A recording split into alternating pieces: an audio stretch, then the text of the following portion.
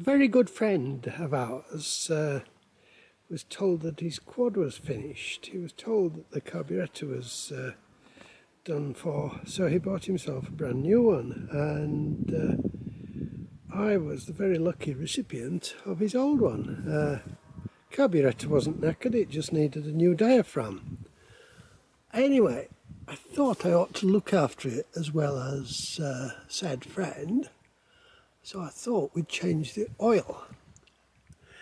I looked for the dipstick for ages and ages and ages, and then found out that actually there's a very inconveniently placed little sight window just here on the right hand side. So that's your oil level. The filter is behind the back wheel, so I'm going to take that off, 14mm socket, and we're going to change the oil and filter. And this is the oil filter housing just next to the sight glass. So I'm just going to take those 10mm nuts off. I've cleaned it all up so we don't get muck in the filter housing. There we are. I've taken the filter out.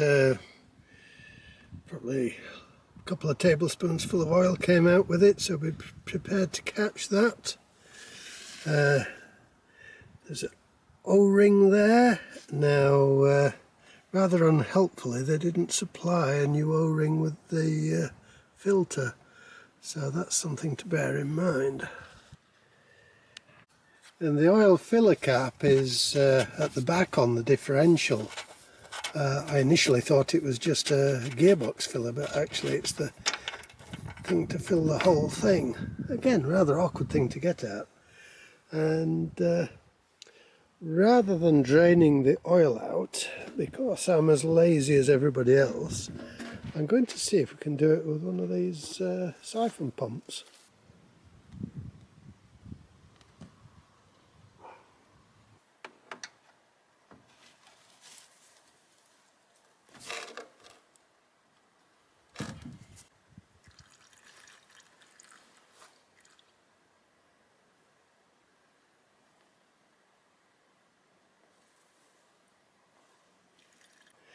Now then, sump plug back in, easy to forget. Really awkward thing to get the new oil into, and I'm going to use an oil syringe, but I wouldn't buy an oil syringe just to do it, but I do happen to have one.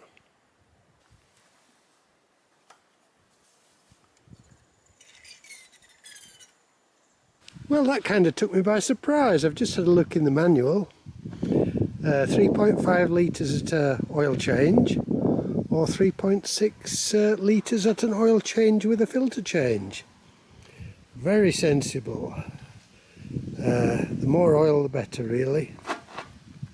Silly place for the filler cap though, and a silly place for the filter, and a silly place for the sight glass. Now, while I was doing this job, I just noticed that the hardy spicer on the right hand side drive shaft has gone. So I suppose that will be the next job. And while I'm doing that, I might as well have a look at the rear brake.